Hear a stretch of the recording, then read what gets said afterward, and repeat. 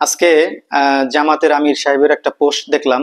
উনি দাবি করছেন যে প্রথম আলোকে জাতির কাছে প্রকাশ্যে ক্ষমা চাইতে হবে। কারণ প্রথম আলো আমাদের মুসলমানদের সবচেয়ে বড় ধর্মীয় উৎসব হচ্ছে ঈদ উল ফিতর। সেই ঈদ উল ফিতরকে নিয়ে একটা রিপোর্ট, একটা প্রতিবেদন করছে। সেই প্রতিবেদনে আহ কুকুরের ছবি দিয়ে তারপরে সেই প্রতিবেদনটা পাবলিশ করছে।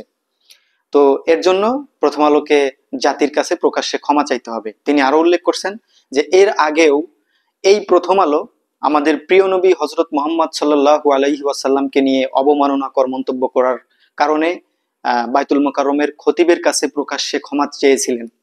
তো আমি বলতে চাই যে দেখেন, এই প্রথম আলো ডেইলি স্টারের বিরুদ্ধে পিনাকি দাদা, তারপরে সাংবাদিক ইলিয়াস হুসাইন, ওনারা কিন্তু অনেক আগের থেকেই আমাদেরকে প্রমাণ সহকারে এবং দেশবাসীকে প্রমাণ সহকারে দেখায়া দিছে যে প্রথম আলো এবং ডেইলি স্টার যে গুজবের কারখানা, মিথ্যা নিউজ করে দেশের বিরুদ্ধে প্রোপাগান্ডা ছড়াচ্ছে, দেশের মধ্যে মিথ্যা নিউজ করে একটা অস্থিতিশীল পরিস্থিতি তৈরি করার পায়তারা করতেছে।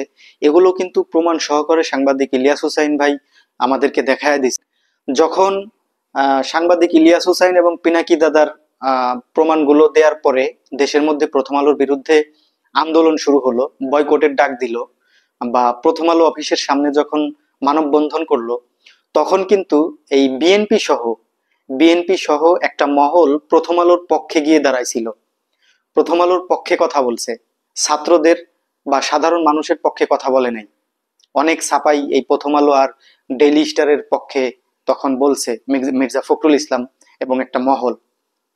তা আমি ওনাদের উদ্দেশ্যে বলবো যে তখন যদি আপনারা সাধারণ মানুষের কাতারে এসে প্রথম আলোর বিরুদ্ধে কথা বলতেন বা মানববন্ধন করতেন, বা প্রথম আলোকে যদি বলতেন যে আপনারা যে মিথ্যা নিউজ করার কারণে দেশে এরকম পরিস্থিতি তৈরি হচ্ছে, আপনারা এর থেকে বেরিয়ে আসবেন, সঠিক নিউজটা করবেন, তা না হলে আপনাদের বিরুদ্ধে ব্যবস্থা নেওয়া হবে, তাহলে কিন্তু প্রথম আলো আজকে এত বড় একটা বাজে নিউজ করার সাহস পাইতো না।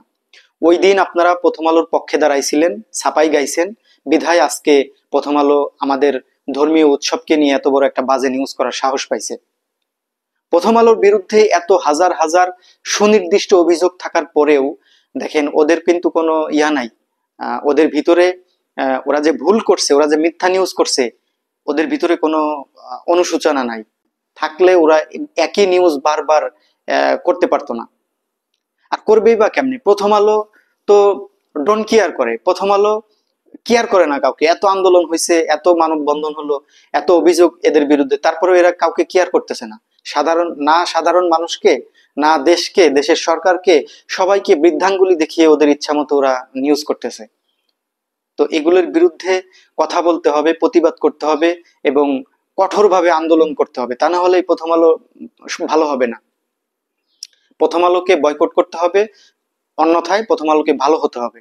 সরকারকে বলবো, প্রশাসনকে বলবো, দেখেন, একটা গণমাধ্যম যদি মিথ্যা তথ্য ছড়ায়, প্রথম সারির একটা গণমাধ্যম, এরা যদি মিথ্যা নিউজ করে, মিথ্যা তথ্য ছড়ায় মানুষের মধ্যে একটা বিভ্রান্তিকর অস্থিতিশীল পরিস্থিতি তৈরি করে, তাহলে এদের বিরুদ্ধে কি আপনারা ব্যবস্থা নেবেন না? এদের বিরুদ্ধে যদি ব্যবস্থা না নেন, দেশে তো অরাজকতা সৃষ্টি হয়ে যাবে। আমি প্রশাসনকে বলবো, সরকারকে বলবো, আপনারা যে সমস্ত সংবাদ মাধ্যমগুলো এরকম বাজে নিউজ করে, যেমন জনকণ্ঠ, ডেইলি স্টার, প্রথম আলো, এদেরকে আপনারা ওয়ার্নিং দেন অথবা এদের বিরুদ্ধে ব্যবস্থা গ্রহণ করেন। তা না হলে এই প্রথম আলো কিন্তু ভালো হবে না। যে আমার কথা, যে এরা নিউজ করুক, ভালো নিউজ করুক, সঠিক নিউজটা করুক, আমরা সাপোর্ট করব, কিন্তু মিথ্যা নিউজ, বাজে নিউজ, কোন ধর্মের বিরুদ্ধে নিউজ, সকল ধর্মকে, সবাইকে সম্মান করতে হবে। আমি কেন মুসলমান হয়ে হিন্দু ধর্ম নিয়ে কটাক্ষ করব, বা হিন্দুরা কেন মুসলমান ধর্মকে কটাক্ষ করবে? এগুলো গ্রহণযোগ্য না।